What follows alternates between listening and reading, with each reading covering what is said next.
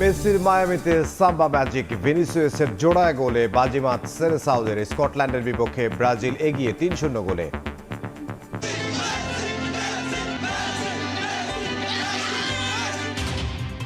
শুভ জন্মদিন the ultimate football magician. আজকের দিনে মিথ্যে সর্বকালের সেরা নিয়ে বাকি সব বয়ান।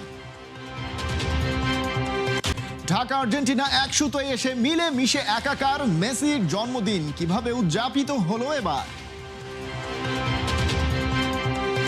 মার্কিনিওস তার মাকে নিজের জার্সি দিলেন উপহার, তার উপর কি লেখা খেলাযোগ তা জানাবে এবার। বিশ্বকাপে ব্রাজিলের সাম্বা ম্যাজিকে বাংলাদেশের সমর্থকদের মাঝে উত্তেজনা তুঙ্গেই। কেমন লাগছে জয় পেয়ে? আজকের খেলাটা অনেক ভালো লাগছে। আমার নেইমারের খেলা দেখতে আসছিলাম এবং অবশেষে 3 বছর পর নেইমার আজকে মাঠে নামলো। নেইমারের খেলা দেখে আমার অনেক ভালো লাগছে। আজকে আমি অনেক খুশি। এই জয়টি আসলে বলছে প্রথমেই নিশ্চিত করে ফেলেছিল যে প্রথম 6 মিনিটের গোলটি যখন তারা আর ব্রাজিল দিয়েছিল, সেই ব্রাজিলের কিন্তু গোলে প্রথমে নিশ্চিত হতে পেরেছিল যে তাদের জয়টা আসলে নিশ্চিত হতে পারবে। এখানে আর্জেন্টিনার একজন সমর্থক রয়েছে, তিনি কিন্তু এসেছেন খেলা দেখতে। আচ্ছা, কেমন লাগলো, কে জয়েরটা কেমন মনে? আমি মূলত নেইমারের খেলা দেখার জন্য আসছি। আমি টঙ্গী থেকে আসছি এখানে খেলা দেখার জন্য, এবং অবশেষে সে দীর্ঘদিন পরে জাতীয় দলে কামব্যাক করতে পারছে, এই জন্য আমি খুবই আনন্দিত। যখন ফার্স্ট হাফে হচ্ছে ওরা 2টা গোল দিয়ে দিয়েছে, তখনই বুঝতে পেরেছি যে আমরা জিতবো আজকে। কেমন লাগছে? কারা অনেক ভালো লাগছে, ভিন্ন অনেক ভালো খেলেছে, নেইমার নেমেছে, তো সব মিলে অনেক ভালো লাগছে যে নেক্সট ম্যাচে আমরা ভালো করবো, এতটুকু প্রত্যাশা রাখছি। বিশ্বকাপ জয়ের ব্যাপারে কতটুকু আশাবাদী? ম্যাচগুলো যে চলতেছে, মানে ব্রাজিল অনেক ভালো খেলতেছে, মানে ডে বাই ডে, তো আমরা আশা করি যে আমরা মিশন হেক্সা সফল করতে পারবো। ব্রাজিলের খেলা অনেক ভালো লাগছে, বিশেষ করে ভিনিসিয়াস 2টা মারাত্মক গোল করছে। ব্রাজিল ভালো খেলছে, আমরা চাই ব্রাজিলকে শুভকামনা জানাতে, পরের রাউন্ডের জন্য ভালো খেলা। ধন্যবাদ। ধন্যবাদ। এখানে আরেকজন ব্রাজিল সমর্থক রয়েছে, আমরা একটু তার সাথে কথা বলবো। আপু, আপনি কেমন লাগলো আজকে খেলাটা দেখে, এবং কোন সময়টি মনে হয়েছে যে আসলে আপনার জয়ের প্রান্তে পৌঁছে যাচ্ছে? সব সময় মনে হচ্ছে ইনশাআল্লাহ কাপ হবে। বিশ্বকাপ জয়ের বিষয়ে কতটুকু আশাবাদী? 100%।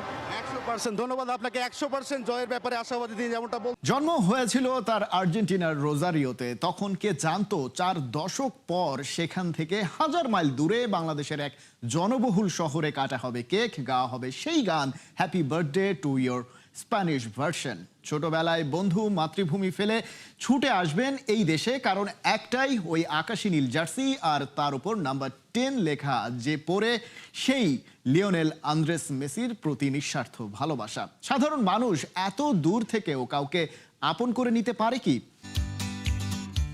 তোরা সব রাজুতে আয়, তরুণ প্রজন্মের কাছে পরিচিত ডাক, প্রতিবাদের নতুন ভাষা। তবে এবারে রাজুতে অপেক্ষায় ছিল সারপ্রাইজ। আর্জেন্টিনার জার্সি গায়ে শহরবাসীকে চমকে দেওয়ার চেষ্টা। কি হচ্ছে বুঝতে কিছুটা ধন্দে পড়ে যেতে হয়, কিন্তু ক্যালেন্ডারের পাতা গুনে খবর যারা রাখেন, একটু খেয়াল করলেই তারা আঁচ করতে পারেন আসল ঘটনা। মূল কারণ যদি বলি, লিওনেল মেসির জন্মদিন। তোর জন্মদিনে আমরা বাংলাদেশ থেকে একটা বার্তা দিতে চাই বুয়েনোস আয়ার্স পর্যন্ত। মেসির বার্থডে আজকে, সো তাকে একটা সারপ্রাইজ দেওয়া যায় কিনা এখানে মোস্ট অফ দি আর্জেন্টিনার। চমকে দিয়ে শুরুটা যারা করেছিল তারা অবশ্য এ পর্যন্ত এসেছে বেশ খানিকটা পরিকল্পনা করেই। সেটা বোঝা গেল কিছুক্ষণ বাদেই, কারণ রাজুতে দলবল নিয়ে হাজির হয়েছেন খোদ আর্জেন্টিনার রাষ্ট্রদূত। মেসিকে জন্মদিনের শুভেচ্ছা। আর্জেন্টিনার জন্য বাংলাদেশের এই ভালোবাসার জন্য ধন্যবাদ।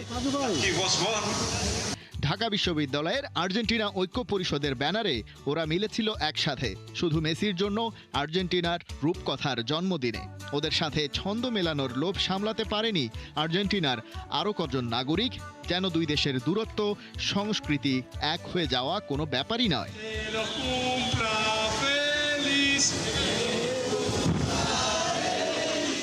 2014-তে যখন খেলা বোঝা শুরু করলাম, তখন থেকে আমি আর্জেন্টিনা সাপোর্ট করতাম।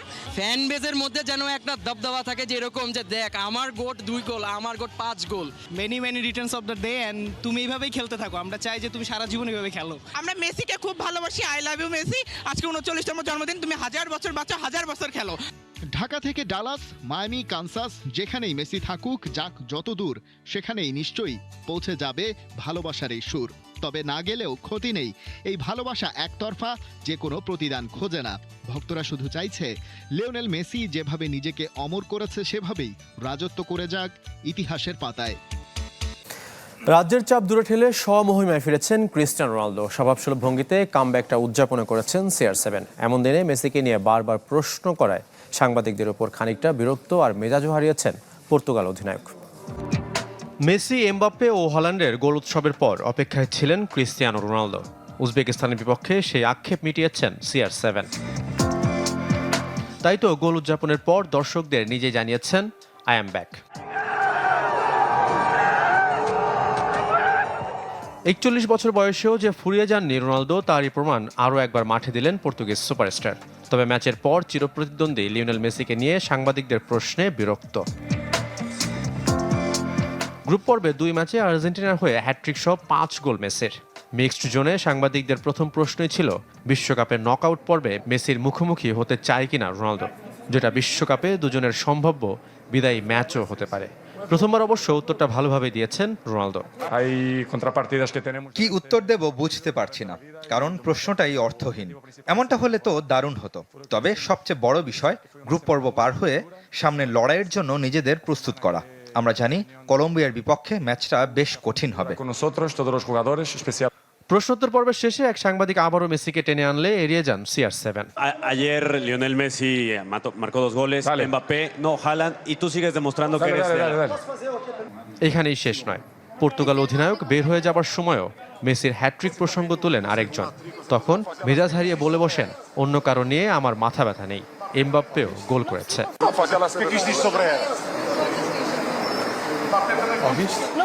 যেখানে রোনালদো সেখানেই মেসি।